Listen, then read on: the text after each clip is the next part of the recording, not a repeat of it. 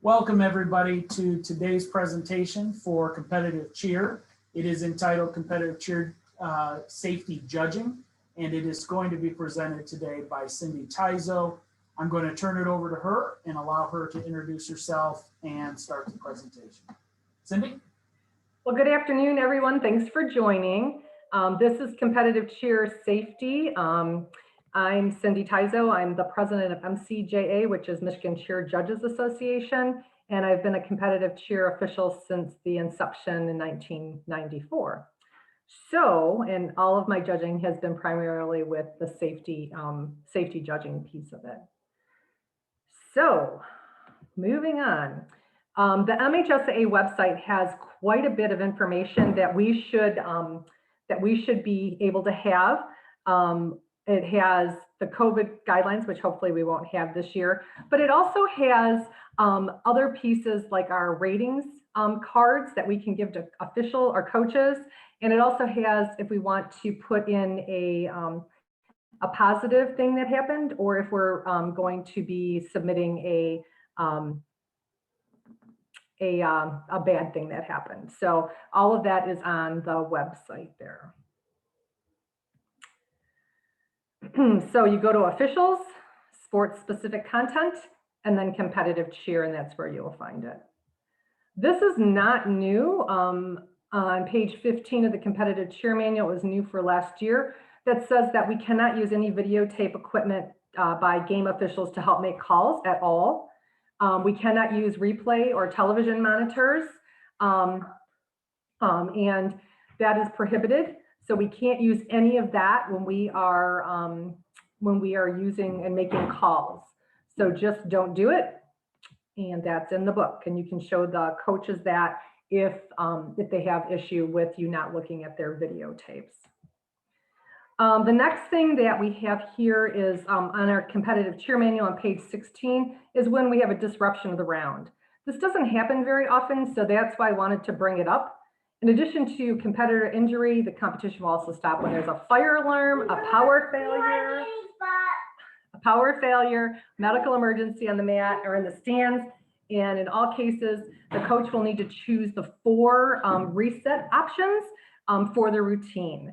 So the 4 that they have are on page 16, and you can share these with the coaches. However, you cannot guide them in what direction that they need to go. So the team can take the score up to the time of the stoppage. They can restart the routine, but the scoring will start only from a restart, from when it ended. And teams can block the routine and then start the actual routine once they get to that stoppage point. Or the team can restart the performance from the stoppage point.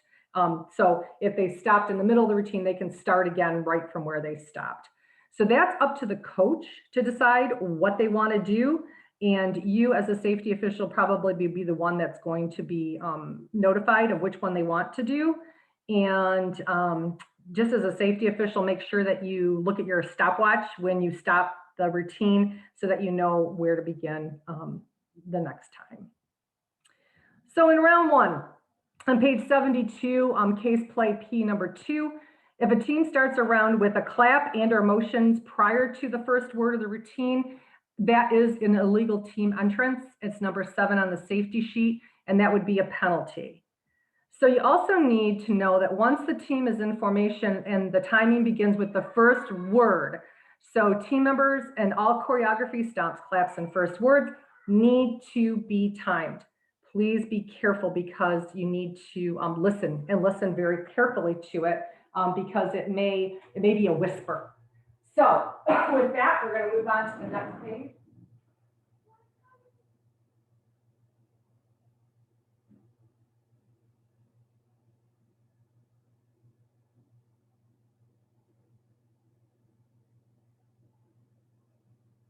You can restart. Thank you.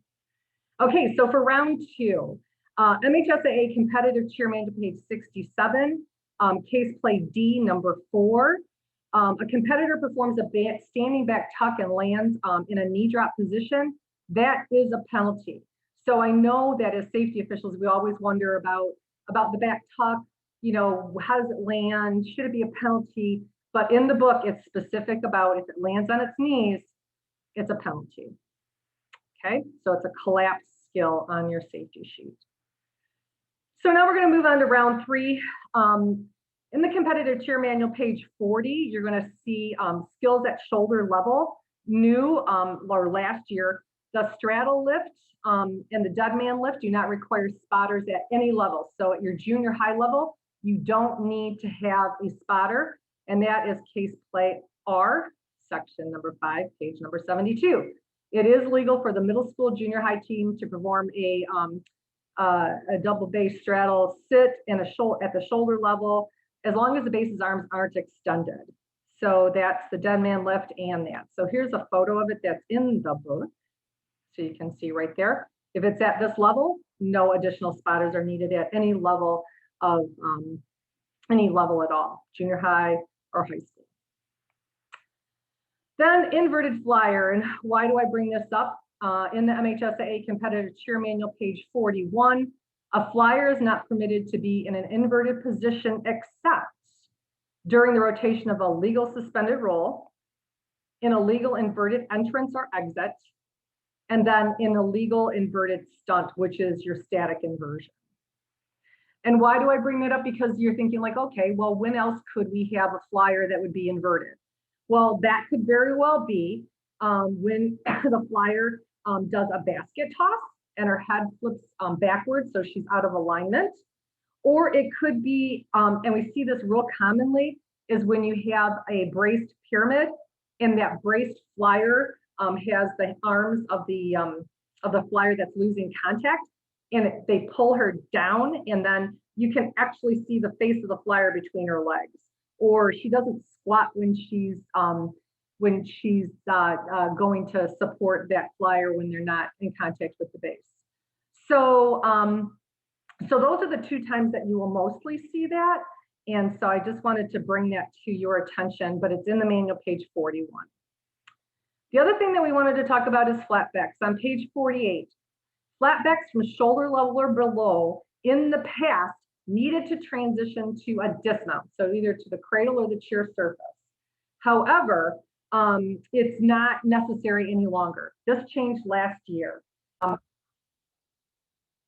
Oh, okay. Are we good, Brent?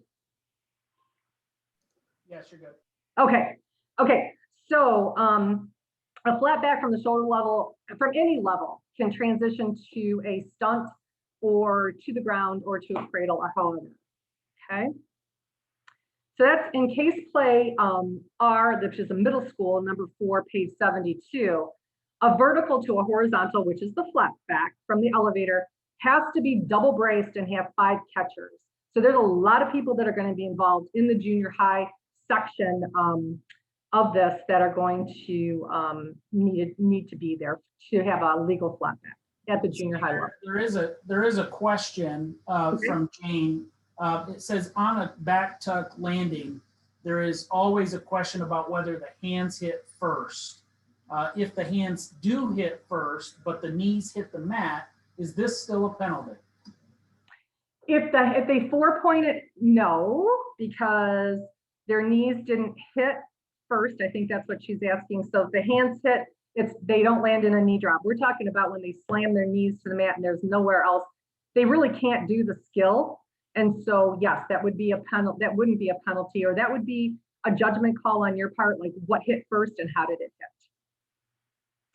Okay, hopefully that answered your question. Okay, so I wanted to show this video of a flatback. Now I'm going to put a disclaimer here because these teams were selected because of the skill that they were doing, not because of who they are. And these are all out on the World Wide Web because they're on YouTube.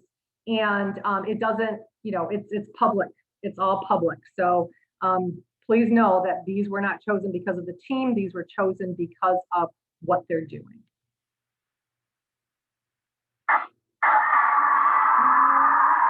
So we were looking at we're looking at the flat back here. So they went from a vertical to a horizontal and they went to the flat back.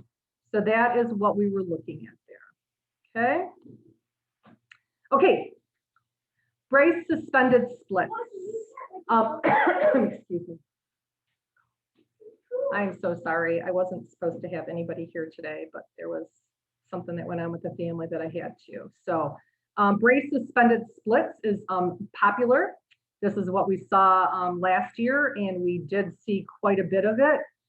It's in the competitive cheer manual, page 53 and 65.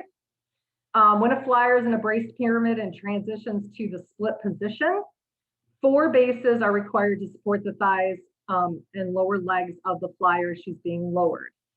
So if it's a braced pyramid, she has to have that additional contact with the bracers throughout the split transition. And you notice it's bracers, so there has to be 2 bracers when they're doing this particular stunt. So you have 2 bracers and you have 4 people underneath to catch. And it's kind of tricky because you need to really look and see how they're setting it up and where it's going. So we have this photo here. And hopefully, so you have to watch this group right here. So they have the back spotter, and now she splits, and there's another girl. So look at the feet. So this is the base, or this is the base right here that comes around. She was the one that was the 4th catcher in there. And I know that's kind of difficult to see, but that's also what you have to do when you're officiating it, is you're looking at it and you need to make sure that that you look where the setup is to make sure that they meet that requirement of the 4 catchers. Okay, we are moving on. Okay, and once again, brace suspended splits. This is really nice because in the manual on page 54, it was very specific as far as hand placement by the flyer in the bases, or if they're doing 4 bases or 3 bases. So in the manual, you're going to see right here, all the verbiage underneath it is for 4 bases, and all the verbiage under this one with 3 bases and the post. It's very specific and it is bulleted, so it's much easier to judge. Inverted exits. It's in the manual on page 58, and there were a few things that were added to it to make it clearer, I would think. An exit in a skill where the flyer begins with double bases. So this is very specific, and it's double bases and is in continuous motion until no longer inverted. And the skill includes a spotter who protects the head, neck, and shoulder area of the flyer, and who must be in continuous contact with that flyer as long as they're no longer inverted, up until they're no longer inverted. So what we're going to see here is we're going to see a video of So here you go. If you watch this group right here, it's pretty specific. So they do a cradle and hands on the floor, no longer inverted. So this girl is still finishing the skill, the flyer is, but she's no longer inverted, so she no longer requires that spotter. Okay, hands are on the floor, and she was good to go. We don't need to see it again. All right. So we didn't get to see any of this last year because it was one of those skills that was illegal in COVID time. And so what we're doing is we're going to be going through this a little bit because we got to officiate it in 2019, and it was pretty basic. And in this year and last year, it was supposed to have some additional pieces to it. So I think it's really important that we talk about this. So the basics. It's only a high school level stunt. It's a 4-person minimum with 1 flyer and 3 people that are supporting the flyer. 1 person is responsible for the head, neck, and neck of the flyer. Commonly we see 2 people because of the position that it's in, but please keep this in mind because coaches are going to get extremely creative with this.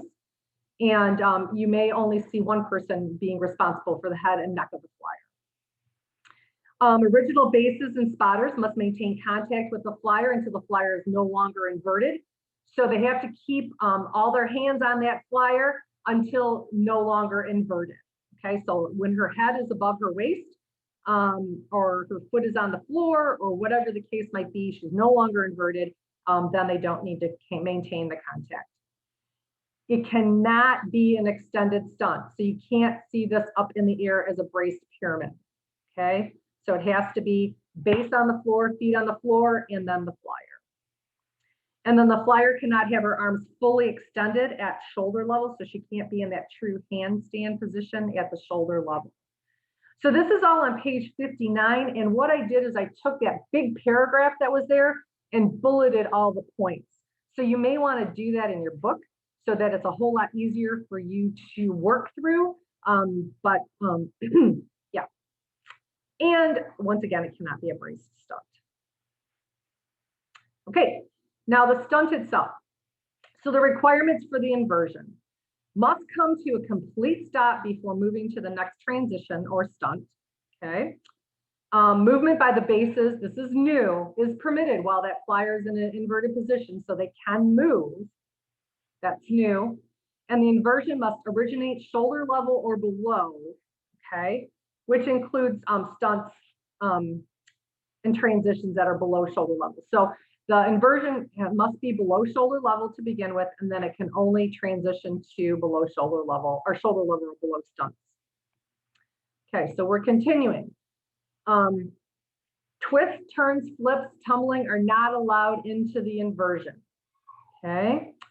Leg flares, as you see, it's an F and not flare, but flares are allowed while in the static inversion.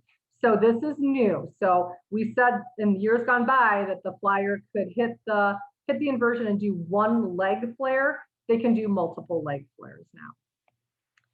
And the inversion must occur at shoulder level or below. So we usually see it in the book. It's shown with bases that are at elevator position is how we're showing it, or shoulder level. But in reality, they could do it on a pony stand, on a thigh stand, a variety of ways that they could, whatever the coaches are in for their creativity, let's put it. Now, on the dismount or transition, static inversions may dismount or transition to the following.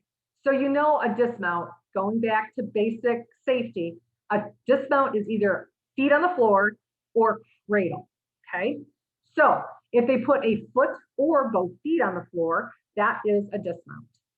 They can do an inverted stunt or cradle, or they can transition to a shoulder level or below stunt, okay? Temporary loss of contact with the flyer, and this, if you're thinking this verbiage sounds familiar, it is on that brief release of any stunt. Temporary loss of contact with the flyer is okay when it's transitioned to a double base sponge with both feet of the flyer in the hands of the bases, or to a cradle. So if they're going to cradle, they can lose contact of that flyer, or if they're going to go to a sponge, they can also lose contact of that flyer. All right, continuing on, static inversions can, if any, in any static inverted transition, I can't speak that, there must always be at least, the three original people with one person responsible for the head and neck of the flyer. Okay, so once again, they have to be those original bases. You can't move people in and out or anything. It has to be those original folks that are involved with it that are also involved when you're doing the dismount or the transition. Twists, turns, flips, or tumbling are not allowed from the inversion. Please make sure coaches are going to be creative, and I want you to think about what's a twist, what's a turn, what's a flip, what's tumbling, and it's all very specific in your rule book in the glossary of terms. So when in doubt, read that, and did it fit it? If it didn't fit it, you can't give it a penalty. All right, so here we're going to see an inversion with this group. Here we go. This is what we saw before. However, they do the flatback first, and then they go down and up into the inversion. Okay, very nice. They've got the spotters on there. Then they go to a cradle, and you see they lost contact, and that would be perfectly acceptable.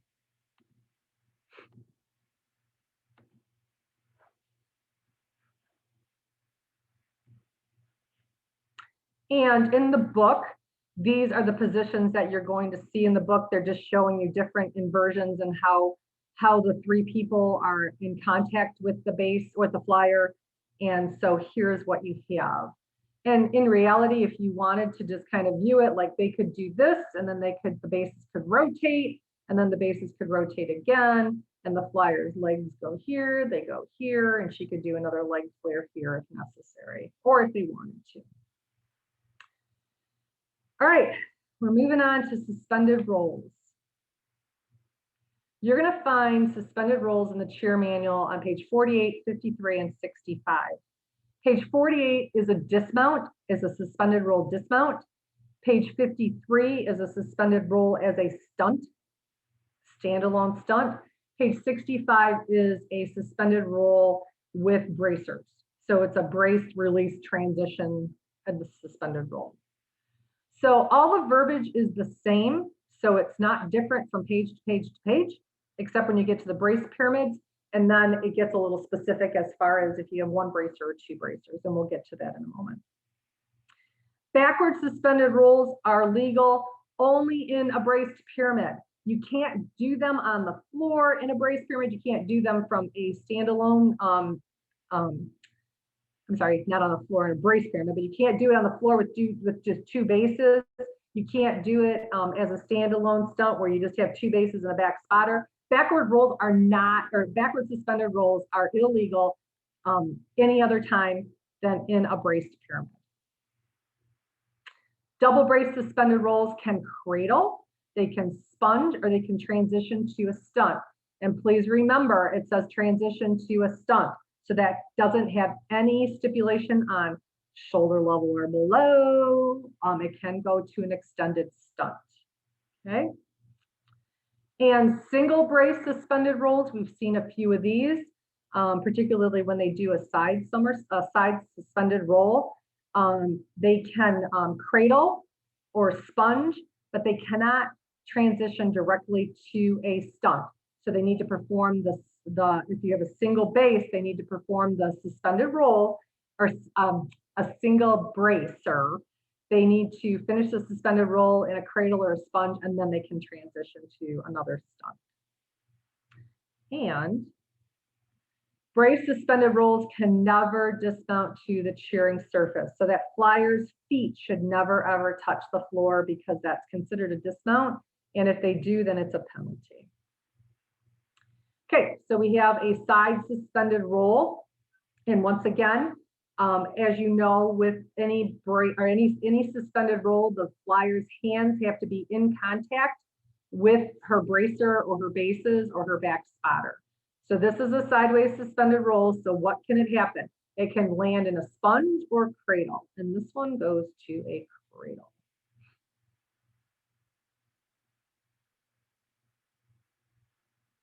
And here you have it. Then they put her right back up to that extension. And that's okay because she hit the sponge first and then was transitioned up to the extension. So I guess since it's going, might as well just watch it again. So sideways, suspended roll, and up to the extension. So she hit the sponge first, the skill second. Here is another side suspended roll, but they have two bracers, okay? So this flyer could go up to a stunt if she chose to, but she just goes back down to a sponge. Okay. All right, so what I wanted to do is I wanted to watch this team perform their round from beginning to end because they encompass pretty much everything that we've talked about. So I will describe everything as we go along. So here we go. Okay, we are muted.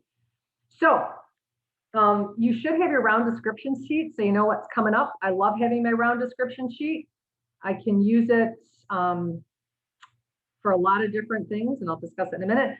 Here you go. They're just doing, this is an inverted entrance on page 41. It says if it's a single base, you need two spotters, and they did a nice job with that. So that's on page 46.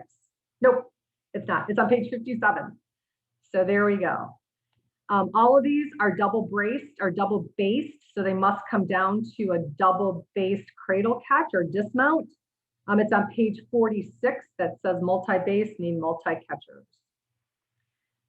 And now we're going to see a backward shoot through come through next, and it's in the vault section where they're using their hands to clear their base. It's on page 56.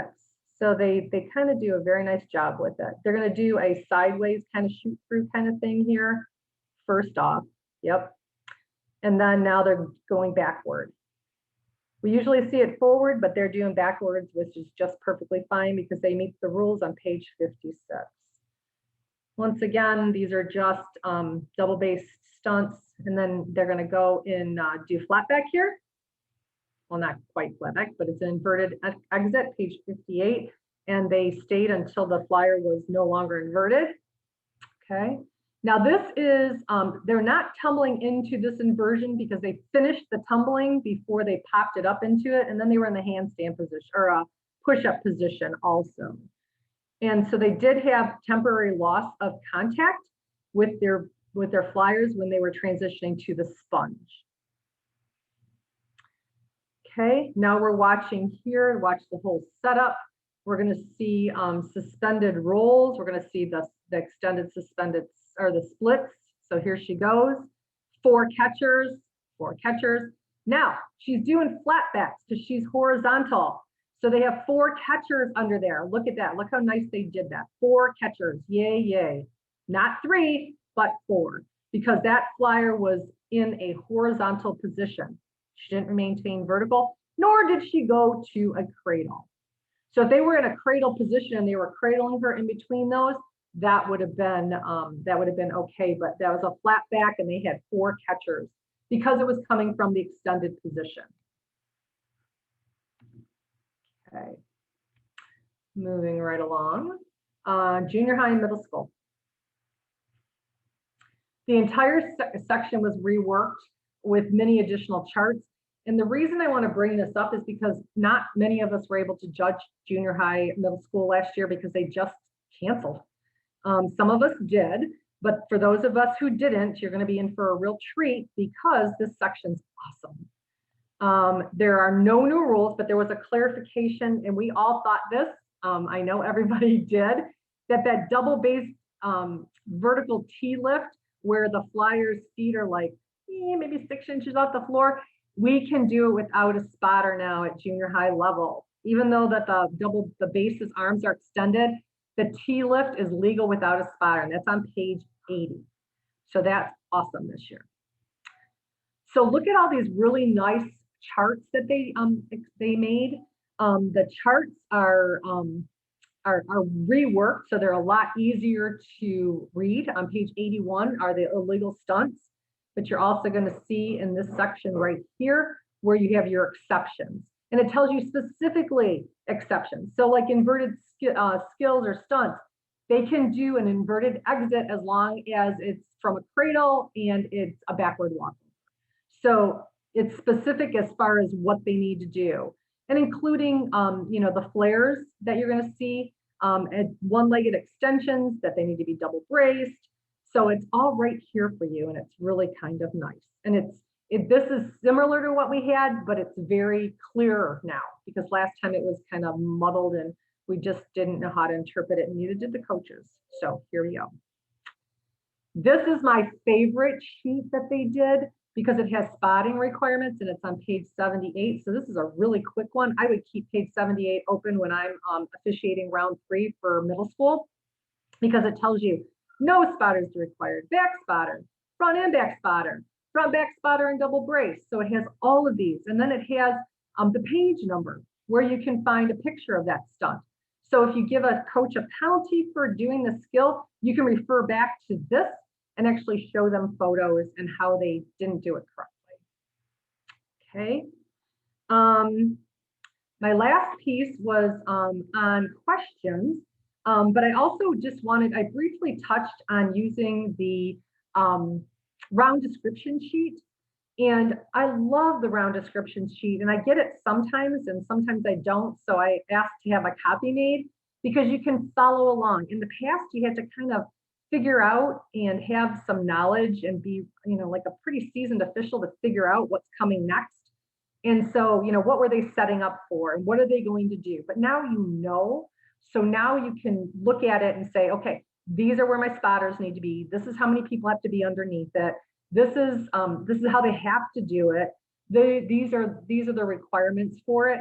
And if I have something that I need to watch for, I highlight it and I make sure that I watch for that when they're performing it. And also too, it helps if I assess a penalty, like if someone's not spotting correctly or something happens or there's a fall or something other than that, I can circle it real quick and then I can share that with my fellow official because there's usually two of us that we can discuss it and see if that person saw the same thing that I saw or if I saw what the other person saw and then assess the penalty. And sometimes it's really nice to have it there because then you can talk to the coach and you can tell the coach exactly where it happened in the routine.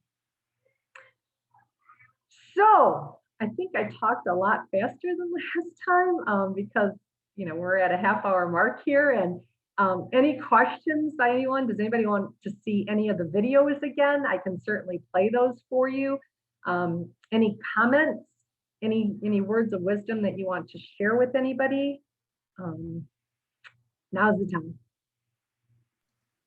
If you'd like, you can open up your mic and ask those questions, or you can put them in the chat box and I will relay them to Cindy. There was a question earlier. I think it was I think it was in regards to the same thing that was brought up regarding the hands hitting first and then the knees and that type. So I think it was under the same kind of vein. But the question was, so if they land on the toes, then drop to a knee on a back tuck, and then it's a question mark. I assume, is that a penalty?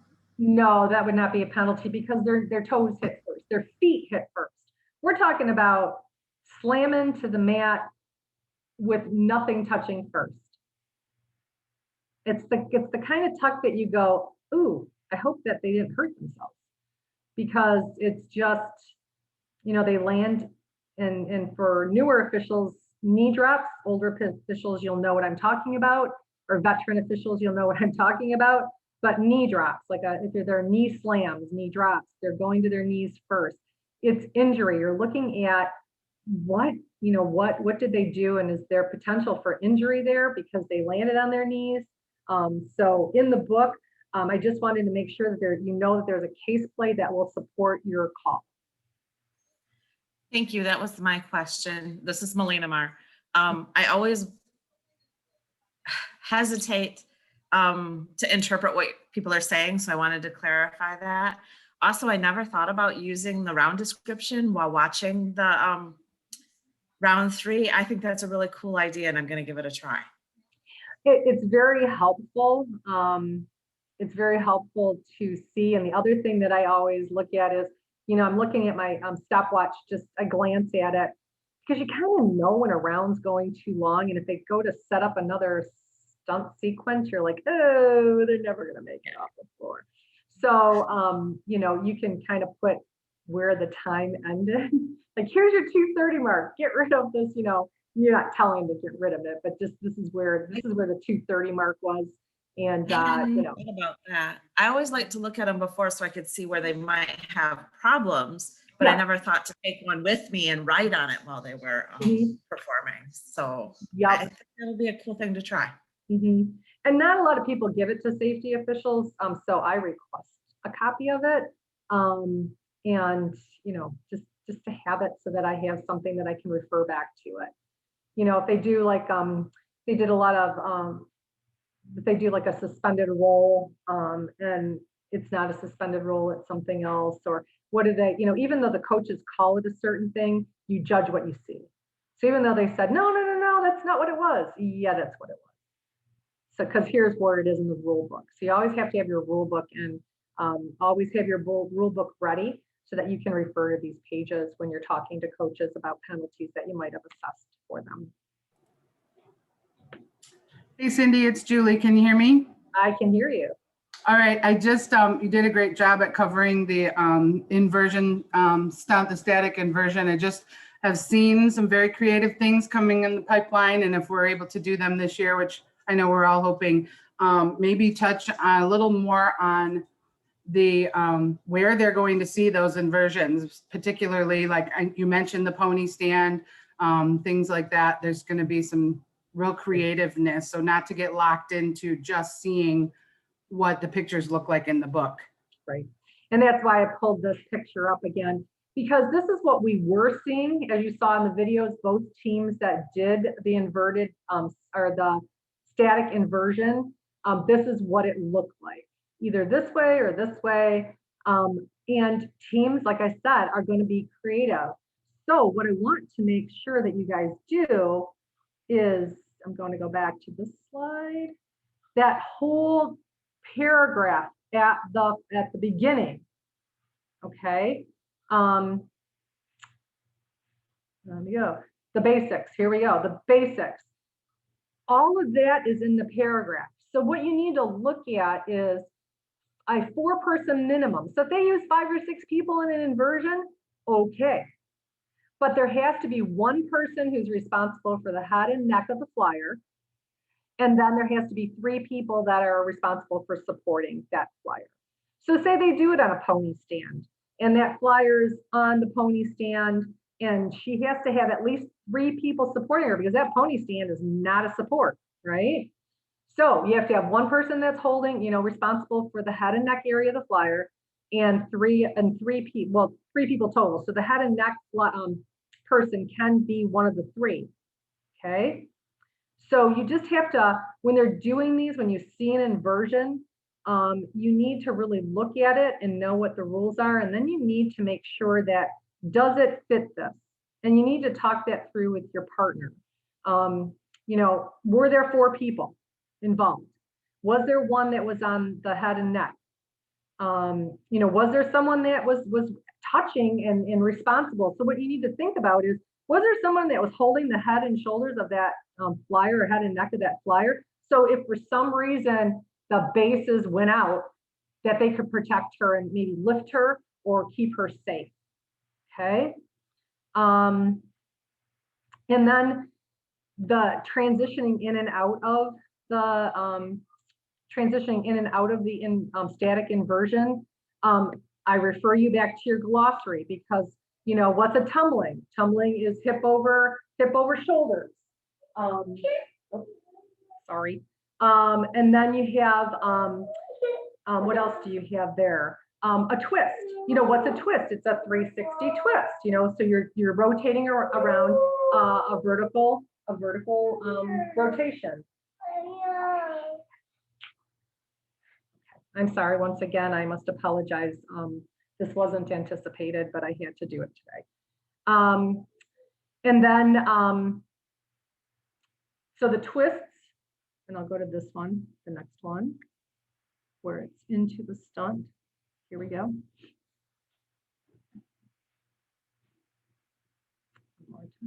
Here we go. Twist, turns, flips, tumbling. So when you look in the glossary, the twist tells you it's around the vertical rotation.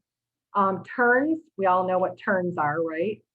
Flips, I don't think there's a definition for turns in there. Flips, the flip is also in your glossary, and tumbling is also in there. So if you see something that they're doing into and out of the static inverted position, you need to go to your glossary and figure out what they did and how does it fit or not fit. And once again, if it doesn't fit, then it can't be penalized. Okay. April. So Cindy, can I make a comment? Absolutely. It's April.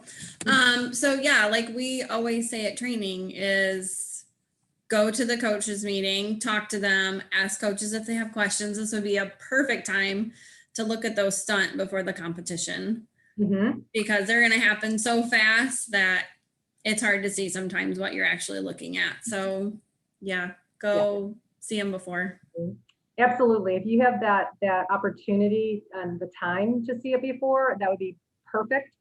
If not, and if you question it when you're officiating it, and you're not comfortable making a call on it, like say, yeah, I'm not quite sure about that.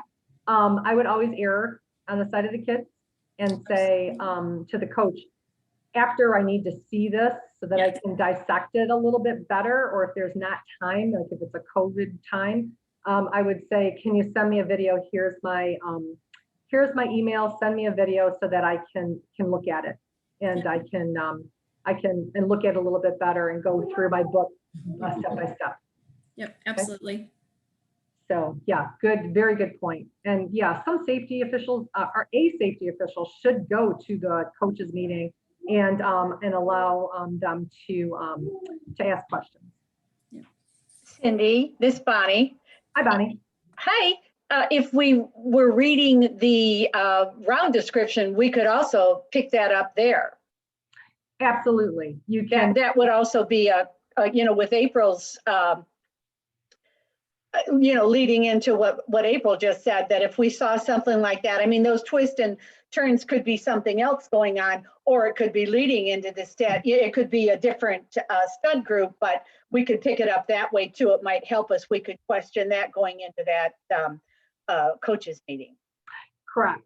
And a lot of times, I know with panel people, they're wondering what it is and what the skill actually is, or what they're calling, because they call it different names. I don't know why, but they do. And they want to know what it is because they need to be able to give them the correct point value. So it's the same thing with us. We need to know what it is that they're actually doing so that we can know that it fits the rules and it's a legal stunt or stunt sequence or transition or whatever we have in question. That's what we have.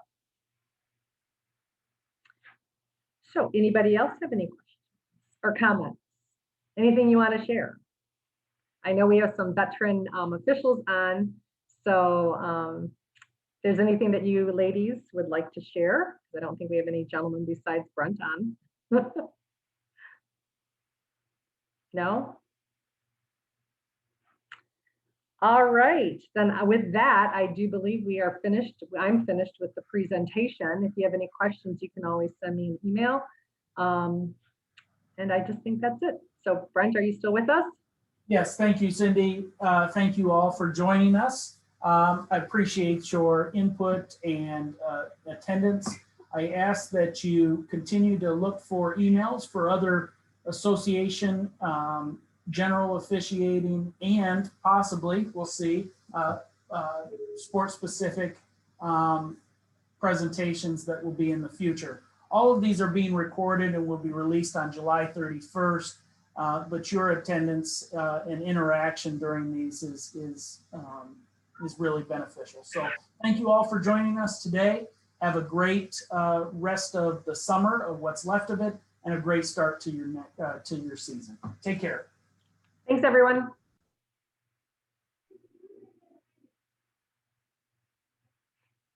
Will you? Well, at least I got there. I've got to call him right now. I'm thinking of it.